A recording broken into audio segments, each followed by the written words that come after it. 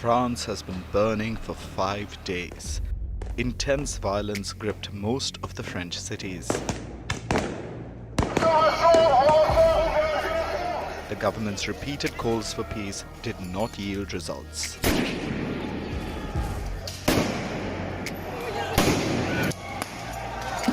Hundreds of protesters have been arrested in a crackdown. Let's understand what led to this unrest. What triggered the protests? On June 26th, a police officer shot 17-year-old Nahil M. The authorities claimed that the teenager was driving in the bus lane. He did not stop when the police tried stopping him. He drove through a red light and got stuck in a jam. He was then shot by a police officer. A single shot went through his left arm and chest. Protests broke out in several French cities after the teenager's death.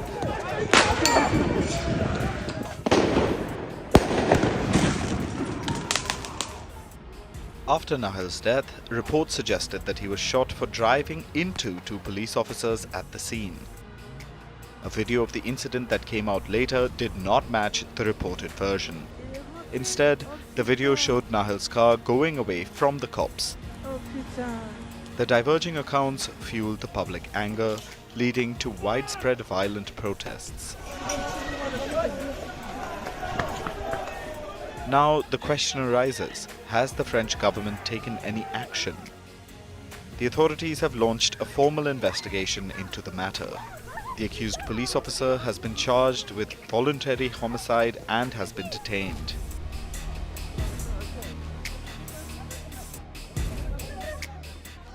Despite the government's action, people are angry. The French police has been accused of racist brutality. Nahil was of Algerian descent. Protesters believe that Nahil's Algerian identity is the reason for why he was shot. According to a 2017 study by an independent human rights group, youngsters perceived as black and Arab are 20 times more likely to be stopped by the police than their white peers. And this is not the only case. French police have been accused of racism and brutality in the past as well.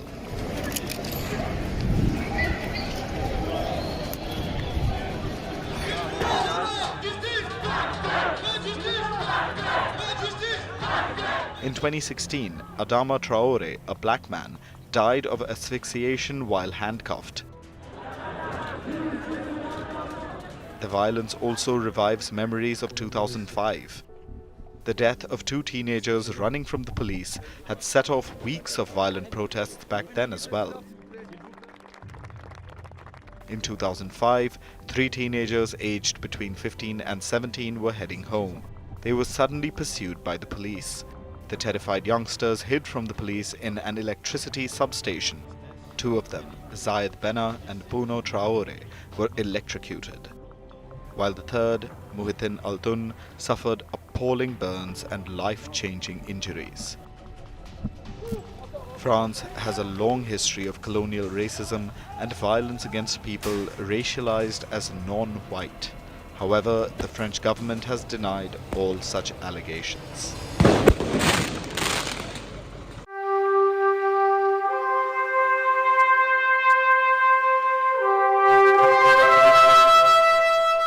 We're in Washington, D.C., the capital of the United States of America, where Prime Minister Modi will arrive for his first state visit.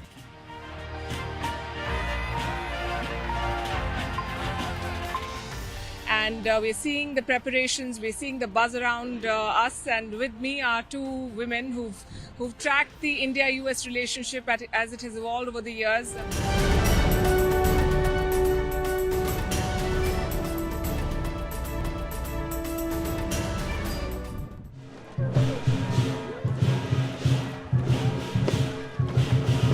This is Washington's Chinatown. A massive friendship arch draws you in. The White House isn't the only landmark built by slaves. Nearby is the Washington Monument. It's a hallmark of DC's skyline. It's an imposing presence. It's supposed to showcase strength. It was built to honor America's first president, George Washington. This monument too was built by slaves. Near the Washington Memorial, where the Indian-American community has gathered to conduct a unity march to welcome Prime Minister Modi. Such marches are being held in at least 20 cities across the United States. Bharat माता की जय। मोदी है तो मोदी है तो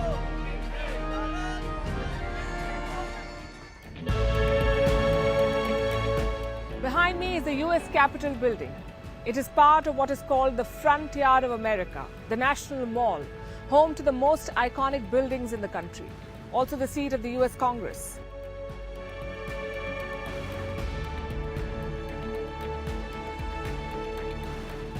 The US Revolution had just ended, and the Americans wanted to create a new identity for themselves, something that breaks away from their past of the British colonial rule.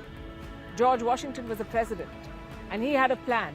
He picked the land himself. He passed something called the Resident Act that helped create the US Capitol and the President's House, which is the seat of the US government.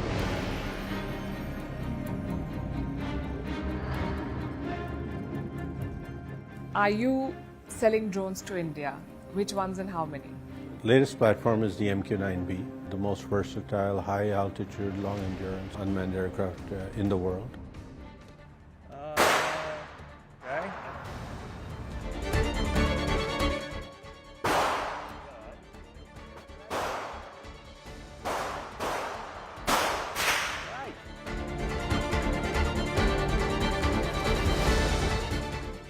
Look at this. This is an ad for a gun, Glock firearms. And nowhere else have I seen something like this, ads for firearms and weapons so openly and frequently displayed in civilian spaces. This is America for you. It's a country which has more guns than people.